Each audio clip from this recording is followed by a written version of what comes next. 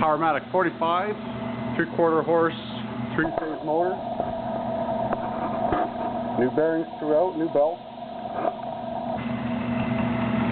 I assembled the mechanicals with the lathe off the bed, or off the stand. It made things considerably easier to see. Here goes the Reeves drive.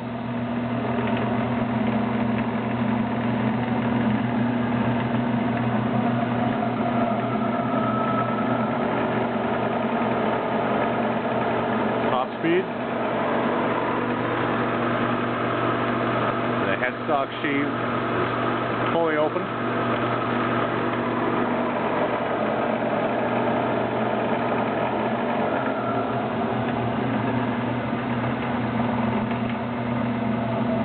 And there's the slow speed. Top sheave closed.